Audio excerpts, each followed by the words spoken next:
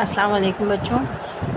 आज हम आपसे मॉडल पेपर जो है 2026 का AQAB का वो डिस्कस करेंगे। इसमें क्वेश्चन ताकि आपकी एग्ज़ामिनेशन की तैयारी हो जाए और आपका पेपर जो 5th को है 5th ऑफ मई को, उसमें you will be able to attempt the questions related to the your topics और SLOs। तो ये पेपर है आपका मॉडल पेपर है जो कि आगा खान एग्ज़ामिनेशन बोर्ड की तरफ से आया है। इसके क्वेश्चंस जो हैं वो हम डिस्कस करते हैं वन बाय वन। इसका पहला क्वेश्चन हम डिस्कस करते हैं। Number 1, that is complete the given table by identifying the branches of biology based on each of the given significance। अब आपके पास दो कॉलम बने हुए हैं, significance of the branch of biology and name of the branch of biology. ठीक है, जहाँ significance और ब्रांच ऑफ बायोलॉजी दी हुई, सिग्निफिकेंस का मतलब होता है importance. The branch of biology help scientists to propose appropriate habitat for the living organism and find out the ways to reduce different types of pollution। अब यहाँ मैंने types of pollution को underline कर दिया है। You know that the types of the pollution, there are different types of the pollution, air pollution, water pollution और land pollution. ठीक है, pollution is basically the contamination of the different things in the environment. ठीक है, तो आपके पास जब हम environment की बात करते हैं, इसका मतलब है pollution is present in the environment. तो the name of the branch of biology is environmental biology या इकोलॉजी होगा। दूसरा है, this branch of biology allows scientist to determine the age of fossils and construct timeline for evolutionary changes. ठीक है, तो आपके पास कौन सी ब्रांच ऑफ बायोलॉजी है जो एज ऑफ फॉसिल्स के बारे में डिस्कस करती है और रिलेट करती है? That is palaeontology. आपके पास ब्रांचेस ऑफ बायोलॉजी में the study of fossils, this branch of biology related with this statement. 2 number का क्वेश्चन है, आपने सिर्फ उनके name of the branches of biology लिखना है। ठीक है, अच्छा जी, क्वेश्चन नंबर 2 भी 2 नंबर का ही है, 2 मार्क्स का है। Fahad conducts an experiment to investigate the effect of humidity on the rate of transpiration. यहाँ 2 चीज़ें हैं, एक तो ह्यूमिडिटी और rate of transpiration in plants. He records the daily atmospheric humidity and the rate of transpiration in his experimental plant. The given table shows the data he records for a week। अब उसमें ये देख रहे हैं कि इन्होंने 3 column बनाए हुए हैं, day, humidity and rate of transpiration. This is your data. ठीक है, अब आपको इस डाटा के according construct a line graph to represent the given data. आपको एक ग्राफ बनाना है अकॉर्डिंग टू दिस डेटा। आप इस डेटा को यूज़ करते हुए एक ग्राफ बनाएंगे। तो आपके पास 2 चीज़ें हैं, एक्स एक्सिस और वाई एक्सिस लेते हैं। तो इस क्वेश्चन को मैंने दोबारा एक और फुल पेज पे किया हुआ है, ये ताकि आपको नज़र आए आसानी से। हमारा क्वेश्चन गिवन है यहाँ पर। ठीक है, हम इसका आंसर लेते हैं। That is, this is the construction of the graph. ये देखिए, इसमें एक स्केल चूज़ किया है एक्स एक्सिस पे, that is 1 centimeter is equal to 1 unit। On y-axis 10 small divisions और that is the boxes are equal to 30 unit। अब आपके पास x एक्सिस पे ह्यूमिडिटी दी हुई है और y एक्सिस पे रेट ऑफ ट्रांसपिरेशन। तो x एक्सिस जो है वो इंडिपेंडेंट वेरिएबल है, जो हमेशा x एक्सिस पे लिया जाता है। ह्यूमिडिटी आपकी इंडिपेंडेंट वेरिएबल है और द वाई एक्सिस है वो डिपेंडेंट वेरिएबल है, यानी रेट ऑफ ट्रांसपिरेशन, उसको हमने वाई एक्सिस पे लिया है।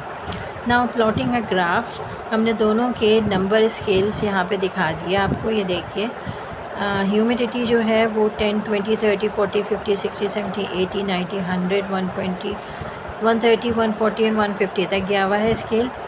जबकि वाई एक्सिस पे हमने लिया है rate of transpiration, that is 30, 60, 90, 120, 150, 180, 220 and 250। ये स्केल हमने सेट किया है वहाँ पर।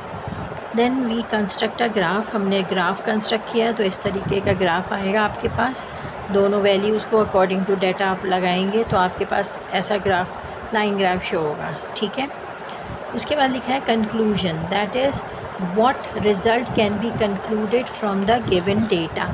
आपके पास ये पूछ रहे हैं कि क्या रिज़ल्ट आएगा, आपका जो डेटा गिवन है उसके अकॉर्डिंगली क्या रिज़ल्ट आएगा। That is conclusion is from the given data it is concluded that the rate of transpiration decreases as the humidity increases, यानी they are inversely proportional to one another, एक बढ़ेगा तो एक कम होगा। as the humidity is the independent variable है और rate of transpiration जो है आपका वो dependent variable है। तो आपके पास जो एक ग्राफ मिला है उसमें आप देखिए कि एक चीज़ बढ़ रही है तो एक चीज़ कम हो रही है। ओके, अब यहाँ लिखा है कि always take the independent variable on the x axis and dependent variable on y axis. Y axis पे आपने क्या कौन सा वेरिएबल लेना है, तो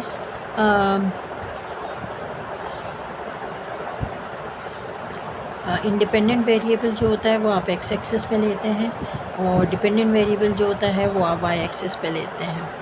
आपके पास इस क्वेश्चन का जवाब कुछ इस तरीके से आएगा। ठीक है, अच्छा जी, अब आपके पास नेक्स्ट क्वेश्चन है question number 3।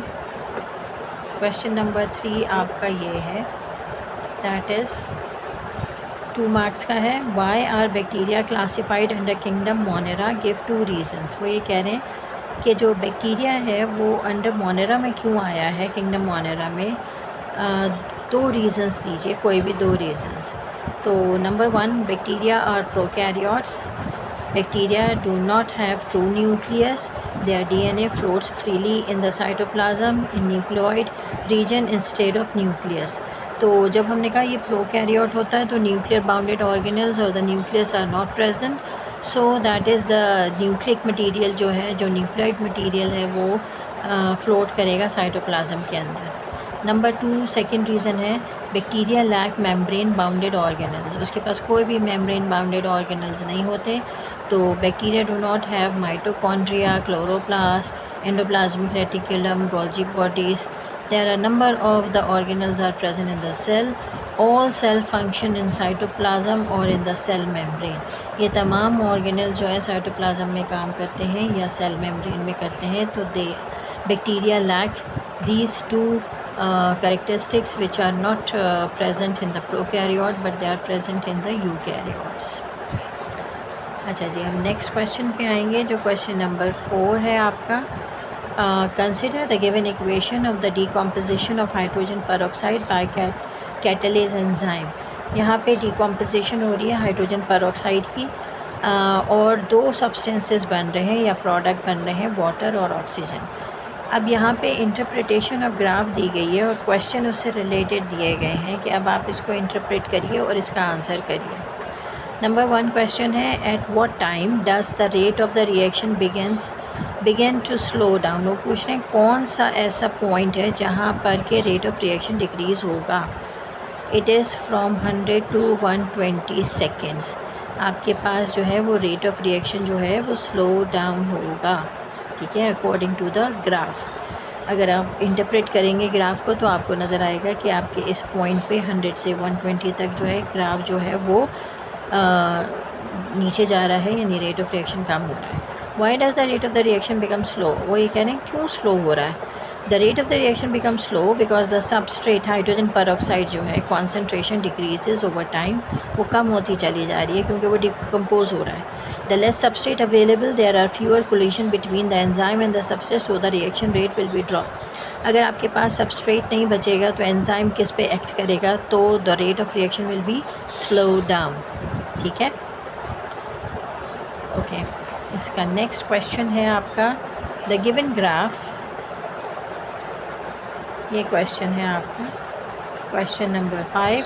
The given graph shows the breathing rate breaths per minute of an individual during and after the exercise। अब ये कह रहे हैं कि यहाँ पर ग्राफ जो शो कर रहा है कि उसका जो ब्रीदिंग रेट है वो दिखाया गया है आपके पास, और इसमें से 2 क्वेश्चन पूछे गए हैं। That is locate the point on the graph where the lactic acid production is highest. ये कहाँ पे वो पॉइंट है जहाँ पे लैक्टिक एसिड जो है वो हाईएस्ट अमाउंट में प्रोड्यूस हो रहा है। And why is the breathing rate of the individual higher during exercise between 10 to 12 minutes, give any 2 reason. दो रीज़न बताइए कि जो इंडिविजुअल है उसका रेट ऑफ ब्रीदिंग क्यों बढ़ रहा है ड्यूरिंग एक्सरसाइज बिटवीन 10 to 12, ठीक है। तो the answer is the lactic acid production is highest at the peak of the graph. अब देखिए पीक ऑफ द ग्राफ पे मैं लाइन खींची हुई है, which occurs at 10 to 12 minutes. अब अगर हम एक्स एक्सिस पे देखें तो 10 to 12 मिनट दिखा रहा है वो वहाँ पे, where the breathing rate is maximum, जहाँ पे ब्रीदिंग रेट जो है वो मैक्सिमम है। ये बेल ग्राफ है, तो मैक्सिमम जो होगा वो आपका पीक पॉइंट होगी। देन इंक्रीज ऑक्सीजन डिमांड, दो रीज़न लिखने हैं कि कौन से वो दो रीज़न है जिसकी वजह से ये आपको ग्राफ ऐसा मिल रहा है। नंबर 1, इंक्रीज ऑक्सीजन डिमांड, कि muscle work harder and more oxygen is required for respiration to produce ATP। अब आपको पता है कि रेस्पिरेशन में the breaking down of glucose होता है and as a result of which ATPs are produce. So that is एक तो रीज़न ये है। दूसरा रीज़न है आपके पास कि इंक्रीज़ ऑक्सीजन डिमांड हो जाती है क्योंकि ऑक्सीजन जो है वो ज़्यादा चाहिए होती है और कार्बन डाइऑक्साइड रिमूवल ज़रूरी है and lactic acid effect. As a result of exercise more carbon dioxide is produce and due to an aerobic respiration lactic acid is produce and less energy will be release. अब आपके पास lactic acid production होगा और less energy release होगी।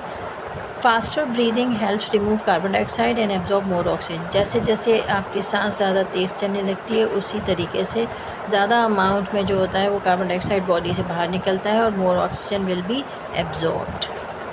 अच्छा जी, अभी हमने आपसे 5 क्वेश्चन डिस्कस किए हैं। नेक्स्ट वीडियो में आपसे और पूरा पेपर डिस्कस करते हैं। जब तक के लिए अल्लाह हाफ़िज़।